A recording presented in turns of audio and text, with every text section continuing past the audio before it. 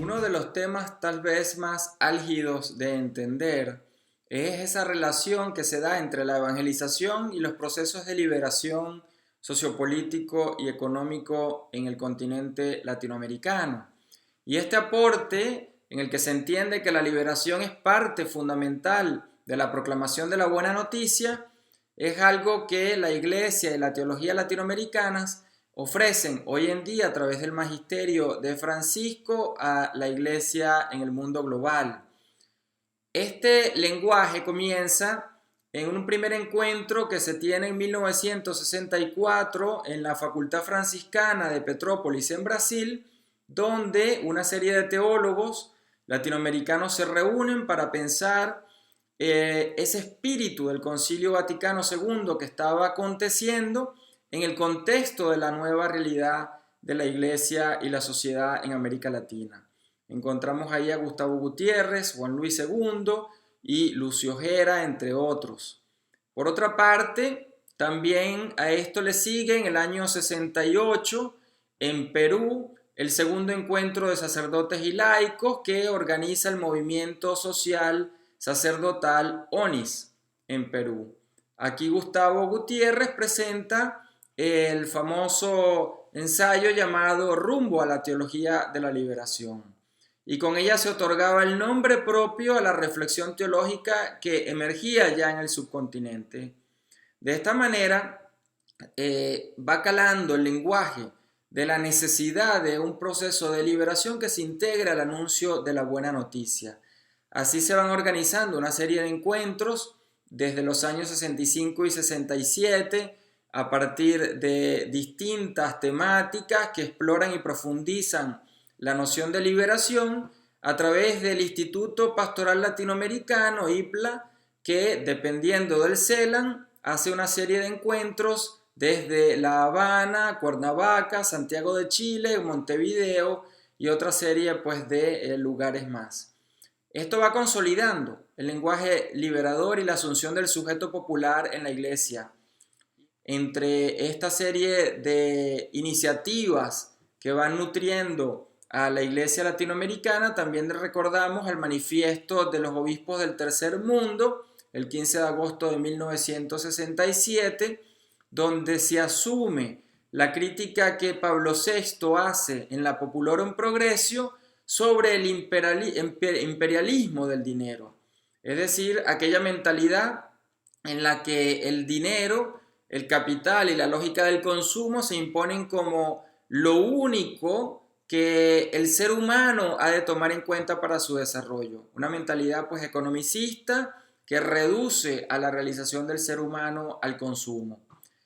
Medellín, en la medida en que recibe, interpreta y hace concreto el mensaje de la Gaudium et Spes del Vaticano II en la realidad latinoamericana, entiende que la historia en sus distintas manifestaciones de esperanza, de alegría, como de sufrimiento y de problemas que atentan contra la vida de las personas, son realidades a las que la Iglesia no puede dejar de ver y asumir en su pastoral. De otra manera, el mensaje que estaría proclamando no sería Evangelion, evangelio, buena noticia, no estaría encarnado en la realidad de las personas a las que va dirigido. Por eso es que Medellín entiende que no solo el individuo ha de cambiar, convertirse, transformarse, sino también las estructuras. E introduce el término que conocemos como estructuras de pecado, es decir, relaciones que van más allá de los individuos, que permean modos de hacer, de pensar, de decidir y por tanto que se van estructurando a través de instituciones en la sociedad y que solo generan condiciones de vida menos dignas, deshumanizadoras. El texto de Medellín dice lo siguiente, que invito pues a reflexionar. El sistema liberal capitalista y la tentación del sistema marxista, ambos, parecieran agotar en nuestro continente las posibilidades de transformar las estructuras económicas. Ambos sistemas atentan contra la dignidad de la persona humana, pues uno tiene como presupuesto la primacía del capital, su poder y su discriminatoria utilización en función del lucro, y el otro aunque ideológicamente sostenga un humanismo, mira más bien al hombre colectivo y en la práctica se traduce en una concentración totalitaria del poder del Estado. Debemos denunciar que Latinoamérica se ve encerrada entre estas dos opciones y permanece dependiendo de uno u otro de los centros de poder que canalizan su economía. Alejada pues de posturas ideológicas, la conferencia pues, de Medellín hace una propuesta holística, una propuesta donde la liberación y el desarrollo integral del ser humano están llamados a ser incorporados y colaborar en los procesos de evangelización y de pastoral que la Iglesia realice. Se asume que los propios afectados por la situación del presente han de participar en las tomas de decisiones sobre su futuro y no limitarse a ser objetos de los grandes capitales o de las decisiones eclesiales de élites o grupos que no están participando de la vida de los sujetos populares. En este sentido se llama pues a través de Medellín a que la Iglesia asuma un proceso de personalización en las transformaciones sociales, pero también en las mismas transformaciones de la Iglesia en su visión de pastoral. Es decir, donde el otro, el pobre, no es visto como un mero recipiente de un contenido, a la vez tampoco como aquel que recibe una dádiva para mejorar su calidad de vida, sino como quien está llamado a ser sujeto, reconocido como sujeto y por tanto participar activamente del propio proceso de cambio, es decir, el proceso de humanización. Las transformaciones necesarias se realizan desde dentro, mediante una conveniente toma de conciencia, una adecuada preparación y esa efectiva participación de todos, que la ignorancia y las condiciones de vida, a veces infrahumanas, impiden hoy que sea asegurada. En este sentido, la respuesta de la Iglesia ante la injusticia se entiende que no puede ser lograda solo por un proyecto político, como tampoco solo por una noción de pastoral. Tiene que haber una convergencia. ¿En qué sentido? En cuanto la Iglesia está llamada a formar la conciencia de aquellos que dirigen los destinos de un país, a la vez está llamada a acompañar a los más pobres que padecen las injusticias y las condiciones inhumanas de los sistemas políticos, económicos que tenemos en cada uno de nuestros países, y la Iglesia, por tanto, es partícipe del mismo proceso de transformación y de cambio. El mensaje es de buena noticia solo en tanto es capaz de llegar al corazón de los problemas de las personas y aportar una solución desde dentro, desde el acompañamiento, desde la participación y desde la generación de una conciencia ética frente a la realidad. La gran novedad pues de Medellín, desde el punto de vista eclesial, consiste en que explica que la Iglesia debe asumir su responsabilidad histórica, pero como sujeto. Esto quiere decir con voz propia en la sociedad y con una propuesta de sentido. Una iglesia que calla, una iglesia que se hace ausente en los momentos más vulnerables y necesitados de un proceso social, o una iglesia que se hace indiferente porque se encierra en la burbuja de los ritos y la liturgia sin mirar a la realidad histórica que padece el otro en la calle. Es una iglesia entonces que se aleja y que deja de ser trascendente en su propuesta y en su mensaje. De esta manera podemos también pues, hacer eco del texto de Medellín en el que se nos invita a pensar la evangelización en los siguientes términos. La evangelización debe orientarse hacia la formación de una fe personal, adulta, interiormente formada, operante y constantemente confrontada con los desafíos de vida actual en esta fase de transición. En esta evangelización debe estar en relación con los signos de los tiempos y no puede ser atemporal ni ahistórica. En efecto,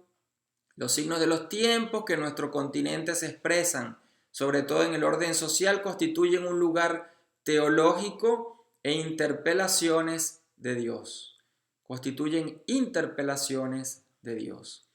En este contexto, pues, de cambio de época y de aplicación de nuevos métodos teológicos de discernimiento, Medellín juega un rol sustantivo en orden a la manera como la Iglesia, como su pastoral y evangelización,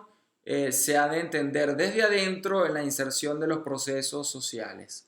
Se busca pues avanzar hacia una iglesia como hoy en día la llama Francisco, que mire a las periferias, que mire a esas mayorías olvidadas, abandonadas y sin voz, que hoy en día necesitan fundamentalmente ser reconocidas como sujetos y no tratadas como meros objetos de descarte,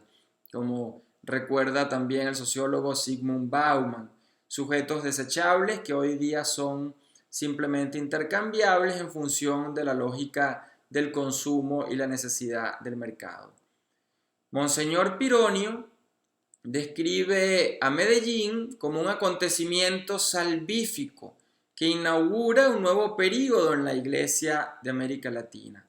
Y esto se traduce en una iglesia que comienza a dejarse convertir por los más pobres, a evangelizarse en la medida en que sirve